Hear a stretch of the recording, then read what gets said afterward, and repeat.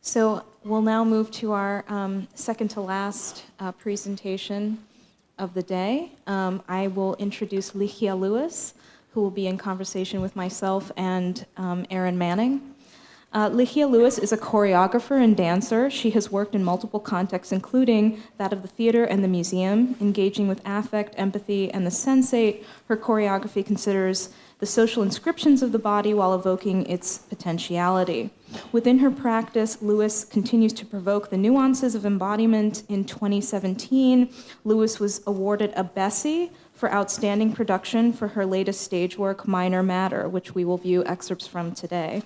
And in 2018, a Foundation for Contemporary Arts Award in the field of dance. Both her stage works, Minor Matter from 2016, preceded by Sorrow Swag 2014, continue to tour internationally.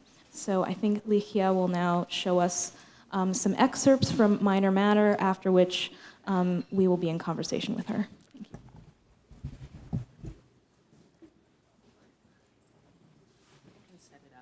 you. No problem. Rizvana, thank you so much for having me. It's a pleasure to be here also in such wonderful company. So I'll just quickly share with you what you'll be looking at. So this is an excerpt of Minor Matter, which is a stage work that I made in 2016. It premiered at the Hebelem Ufer Theater in Berlin in the fall. This work was preceded by an early iteration that I made inside the frame of a white cube at Human Resources Los Angeles. It started immediately as a sort of response to what was the beginning of the movement for Black Lives, Black Lives Matter, and me sort of responding sort of immediately with the title Minor Matter, riffing on this notion of, riffing on this phrase like Black Lives Matter. So for me, I was, I made the first iteration, which actually, Wu, I think you had a chance to see and witness. And from that moment on, it became very clear to me that I wanted to sit with this question of how to make Black Life Matter within the frame of the black box, and to really sit with this question of how to do that and how to work and wrestle with this representation within that frame. And it took me a while to actually get the resources together in order to realize the work. It took 2.5 months to actually make. And I was really fortunate to have 2 collaborators join me, Jonathan Gonzalez, who's based in New York City, and Tami Mankela, who's based in Soweto, South Africa. Now I will share just some moments from the stage version from 2016.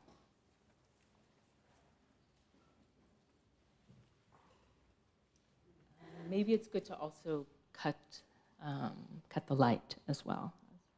Make it a little bit easier.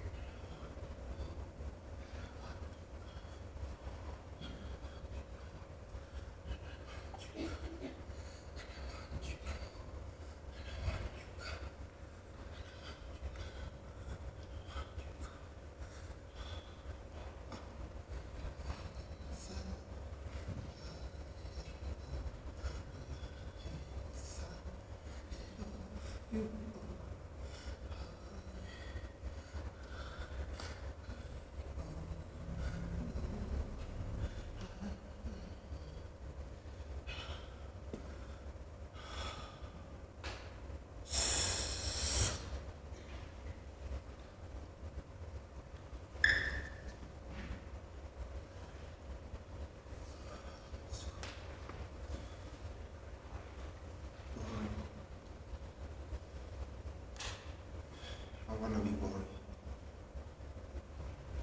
Like really, really, really.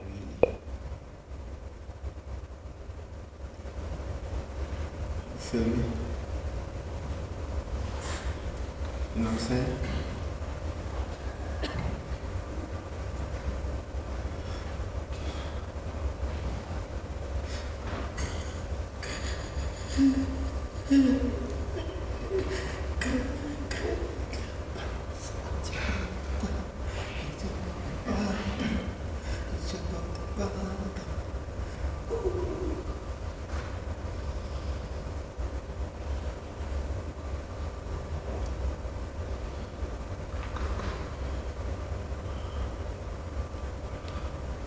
I wanna take swimming lessons, you know. I need to learn how to swim. I wanna prepare myself for disaster when tsunami comes so that I'm ready.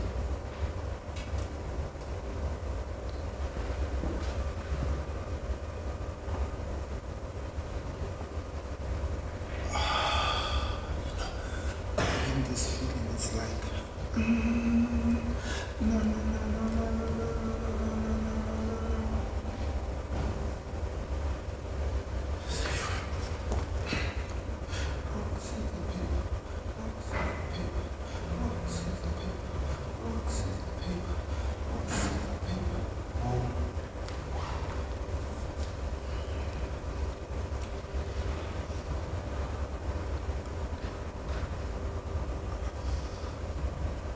We can turn back the light, turn the lights back on, and I'm going to keep the documentation running. And I'm just going to share a little bit about this excerpt and why I chose it. It's the most difficult part in the piece, intentionally so. And I will preface it first. I'll keep the. Excuse me. I'm going to cut the sound, but talk a little bit about this excerpt and why it's so important. So. This happens about 35 minutes into the piece, and a lot has happened within the frame of those 35 minutes. Like, we've transported chronologically in time from Renaissance music into Baroque music, into Ravel's Bolero, and then, which turns into Donna Summer's I Need Love, and it sort of just continues to build and build and build. So we're constantly shifting and being transported to all these different sort of time-space scenarios. And we finally arrive at this sort of quiet moment, this sort of nothingness, and which is actually the intention of the entire work, is to find this quiet nothing. I'd like to share this quote that was quite inspiring for me in the process of making this piece. And I'll continue to keep Tommy up there, who's actually busy with this sort of meditation on nothing. And he prefaces this little utterance with, I want to be intentionally boring. Anyhow, this is excerpts from Fred Moten's Blackness and Nothingness, Mysticism in the Flesh. What is nothingness? What is thingliness? What is blackness? What's the relationship between blackness, thingliness, nothingness, and the de- and regenerative operations of what Deleuze might call a life in common? Where do we go? By what means do we begin to study blackness? There can be an aesthetic sociology or a social poetics of nothingness. Can we perform an anatomy of the thing or produce a theory of the universal machine? Our aim, even in the face of the brutality imposed and the difficulties of Black life, is cause for celebration. This is not because celebration is supposed to make us feel good or make us feel better, though there would be nothing wrong with that. It is rather because the cause for celebration turns out to be the condition of possibility of Black thought, which animates the black operations that will produce the absolute turning of this motherfucker out. Celebration is the essence of black thought, the animation of black operations, which are, in the first instance, our undercommon, underground, submarine sociality. I chose the black box as a site to sort of ask these very same questions. I just wanted to draw to. Thank you so much, Ligia. I'd like to now welcome Erin, and we can have a conversation.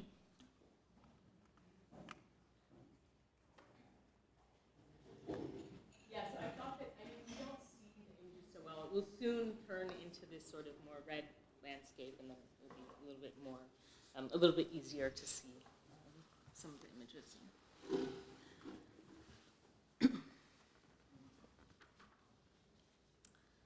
So, speaking of red, we've talked about color. I mean, there's so many things to talk about, right? One of, maybe we can begin with color. I really am interested in this sort of interanimation between the black box and black bodies, right? And there's something about the sort of, and I hope we get to this in the final session, but this sort of collective resistance to the black body as a kind of representational complex, right? That I see also extended through your work, right? And also, beginning with that in Lynette, somebody like Lynette Yarambachi's work, but really trying to complicate, right, the sort of representational, right, visuality of this thing that gets constantly referred to as the black body. Absolutely. Right? So maybe we can start there and then start to move through some of the more formal aspects of the work. And I just see so much conversationally, potentially between your work and Erin's work and her current writing on the minor gesture. But to really think about, right, what makes gestures minor, right, and what makes movement minor is also, I think, all bound up with your work too. But anyway. And thinking through movement, for sure, which is something that I really responded to in your text. But just to speak a little bit to this question of this idea of the black body, or this very, sort of the trappings that come with making work with non-normative subject positions as well as non-white performers, right? So there is a tendency. I'm working within the field of dance and choreography. I think I should, preface this entire conversation with that. I think that's important to know that I'm also working, my work tends towards realizing itself within the theatrical frame. So in this case, I used really the black box, the theatrical apparatus as a space to sort of host all these different performative modes in which I could try to resist this very thing of producing a very stable or static representation of the black body, and instead work on all these different sort of performative modes in which that can sort of, that sort of representational model slowly sort of disintegrates. And it kind of happens through the dramaturgy of the piece, because the first half is quite spectacular. It's actually, there are excerpts from the bolero sequence, which you saw excerpts of in Wu Tsang's film, but it's this time performed with 3 performers. And that's sort of the climax of the work, which sort of happens quite early in the piece. And then it moves into this sort of anticlimactic moment in which Tommy sort of takes the space for this like epic nothingness, like this like holding space for just an utterance. And intentionally he's faced backwards. So that's also a sort of resistant mode, let's say, of insisting on a sort of transparency of like, or being a sort of, to borrow Horton Spiller's term, actually a native informant in some ways of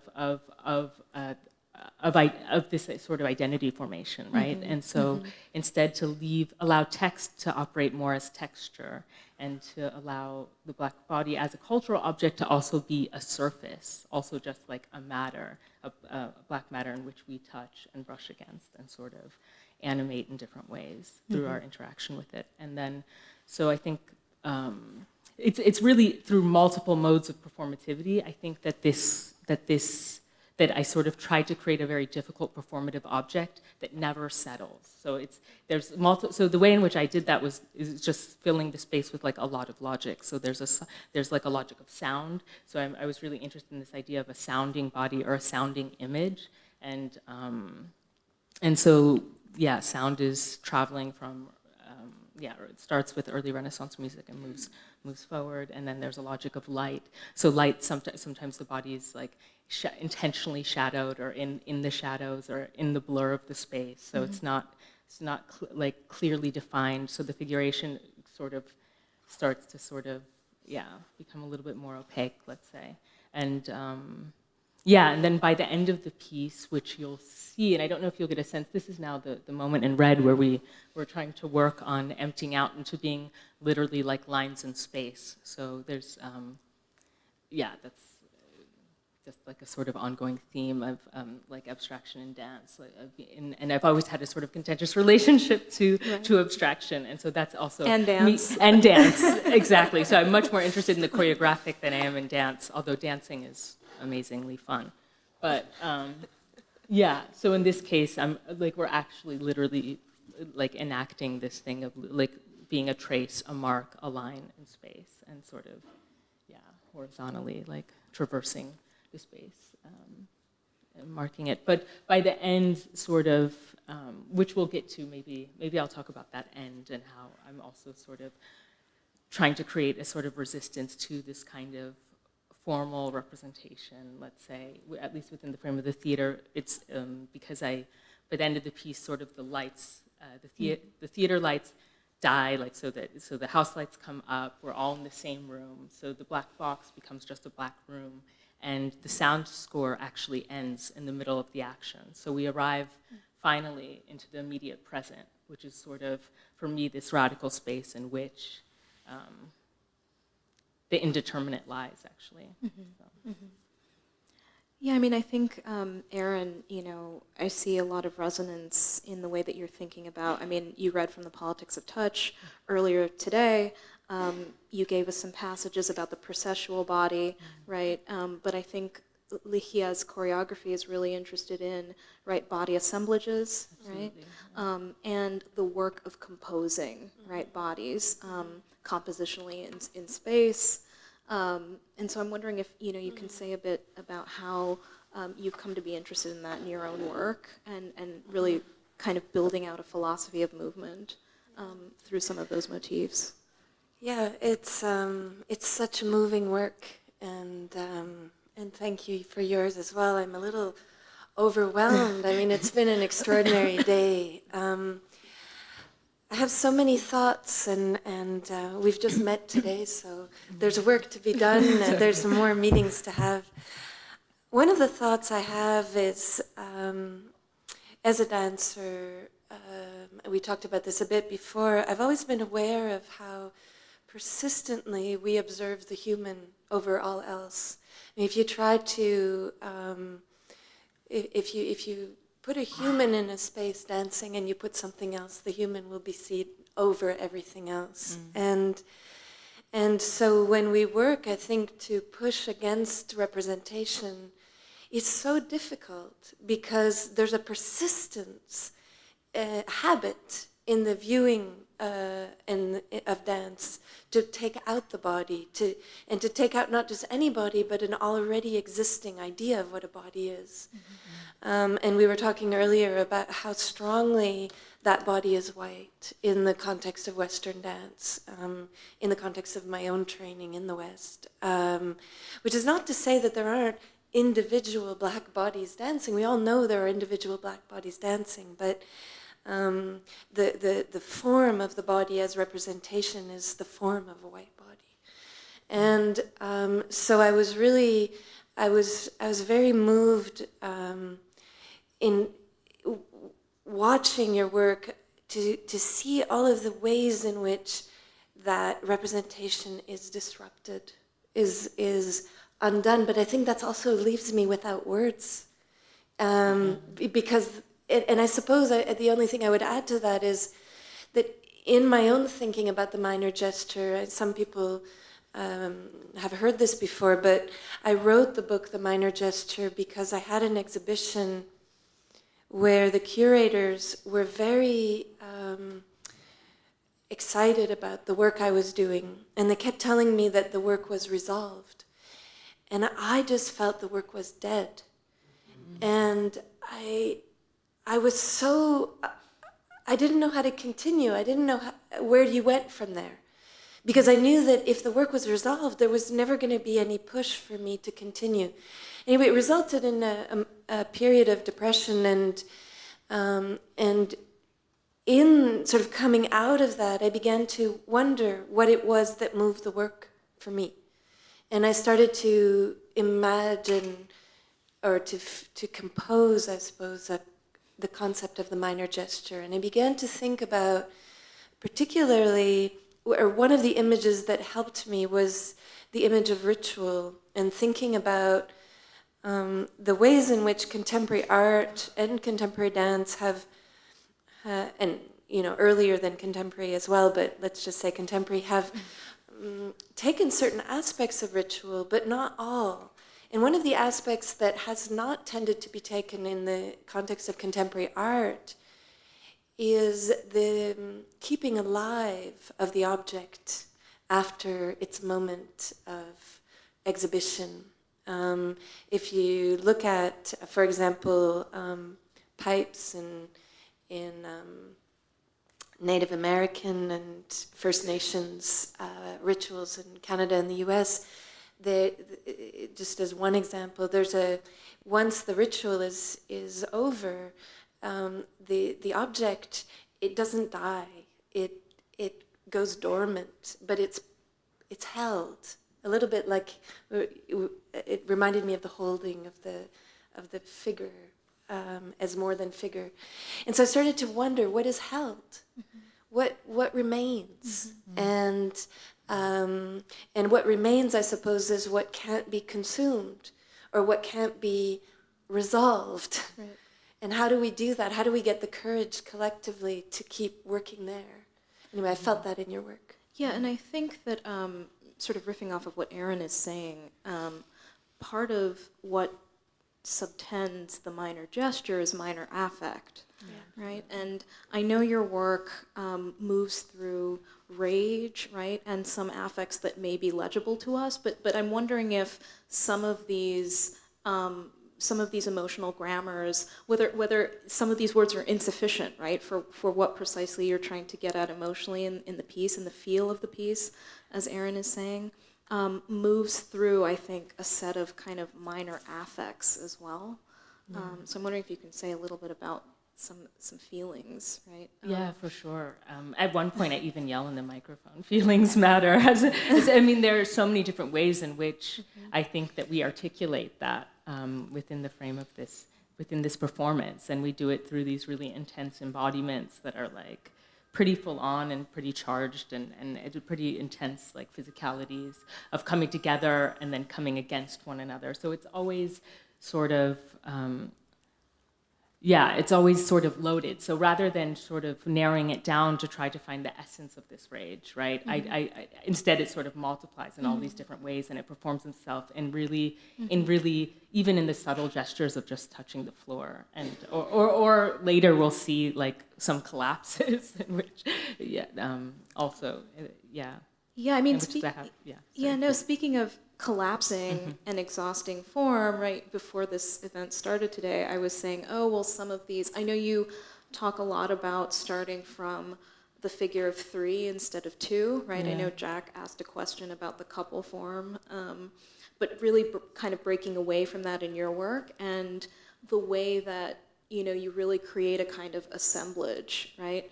Of bodies in your work. I said it reminded me of Simone Forti's huddle sculptural piece, dance pieces, or and then you said, wait, but no, right?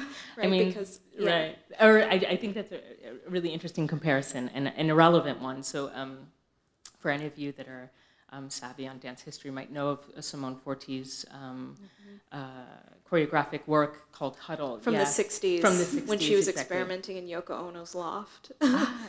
that. But I know that she's performed that work at MoMA, I think in the Sculpture Garden, I think at one point in the 60s or 70s. But it's a composition that's built on consensus. So, and I actually performed it once in a studio at Peter's Space in Los Angeles a few years back with Simone Forti sort of facilitating it. Oh, wow. And so a group of dancers come together in a huddle, and one at a time you try to get each other to the other end, right? So it's built on this negotiation and this of getting one person to the other end, right?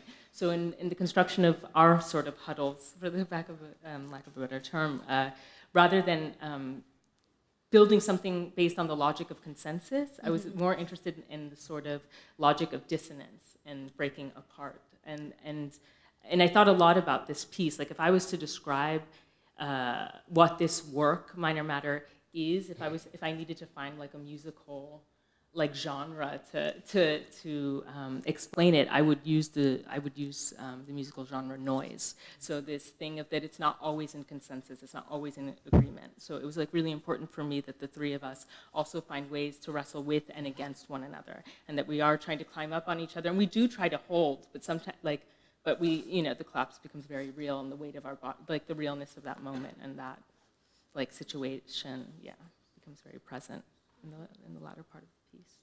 Okay. The other thing that really moved me, we talked a bit about this earlier today, and it's really in all of the work that we've seen today, is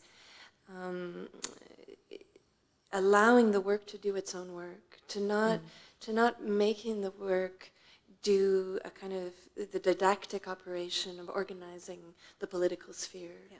And I really appreciate that, and I think that the feeling of the dissonance does that work. That in your piece, the feeling of the different qualities, the textures of movement, the intensities, the ways the body is held, the weight, thinking back also on drawing and painting the weight, and also thinking about what Wu was talking about in relation to Fred about not being in resistance to something that is always assumed to already be there for us to resist, which is a really hard thing. I mean, speaking as an artist right now, it's hard not to give in to a frontal resistance. There's a lot of pressure on artists to be the bearers of a kind of activist gesture that is legible,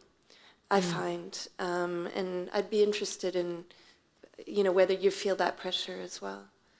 Oh, yeah, absolutely. And sometimes I feel like I should meet that pressure, and other times I feel like I should totally resist it. And it always depends on who's asking. So, yeah. But yeah, for sure, without a doubt. And I had to, in order to make this piece, I had to really sit with a lot of questions, for a long time. It's I know that Black lives and Black life matter, but how do I then go about engaging in a sort of rigorous practice of it mattering, not even for the audience, it was almost like this invitation for us to go on this, what you call ritual, but what I call practice together. And so that was sort of what made this process, this 2-month process, so rich and so fun. So rather than seeing it as meeting a political end, for me it was just an opportunity to be in play with people that I really love and admire, and then to find ways in which I could formalize in some ways or give form to these bodies and all of which they carry, which is so much. It's endless amounts of content and material. And I mean, I got criticism in the beginning at the premiere. They were that's too much. I was really? For me, it's it's just the beginning. I don't know. But isn't that partly the problem that in this, when there's a kind of legibility is imposed on us, of course we're going to be told it's too much. Right. Right? I mean... Yeah, and I mean, absolutely, it's too much, or I don't get it, and I was very interested in that part of making this work, is not to get it, to not to have to understand it, and also in a lot of it took me a lot of time to even understand what this work is or what it's doing, which is a more interesting, I guess. Yeah, I mean, I think I was saying that in the opening remarks, where I was saying it's more interesting to think about what the work enacts, right? Yeah, absolutely. Rather than what the work is, Yeah. right? Formally, whether or not it's dance, whether or not, Right. I think one thing that I did want to raise is this whole question of legibility and politicality, right? There are a couple of things with that, right? And we could talk all day about this, but the kind of registers and grammars of the political are always necessarily supposed to be legible, right, to everyone. That the political has one kind of vector, right, in terms of action, right. And I see your work resisting that. I see Erin's writing against that. But one thing that I did want to raise is this, the kind of discursive significance of Black Lives Matter. It's always it's a curious phrase to me, right? Black Lives Matter, because for me, I think I would want to double down on the word matter and think about it both as think about it as a verb as well. It's so what I'm trying to formulate is Black Lives Matter, like making matter and mattering, right? So not just thinking about matter in terms of like the significance, right, cultural significance of Black lives, but also Black lives doing the work of mattering and making matter materialize, right? And I see you moving through that in your work and trying to think about that, the mattering of bodies, the active mattering, the making of matter, right, together in space. And it reminds me of this this theorist Jose Gil, who writes about choreography in a kind of Deleuzian vein, but he talks about how bodies secrete space, right? And bodies make space. It's not that a body is plopped into a space, right, and it's just there, but that bodies actively, when they're dancing or moving through space, secreting and making space differently. And I think we just have to kind of recalibrate our relationship to the phrase Black Lives Matter, right? Yeah. Because otherwise it ends up being co-opted back into this political position, right, of legible lives, right, and the individuated life that I think becomes so problematic. Absolutely. Yeah. Yeah, if I could add something, it's I think it's so important what you're saying, because on the one hand, the question, we were talking about it before, the question of representation and affect, the two cares of matter, they're not equal to one another in the sense that they don't perform in the same way. And I've been haunted, as probably many people in this room have been, if you've been watching the news, by only the latest account of a Black death in the United States, a man who was killed in his backyard for talking on his phone.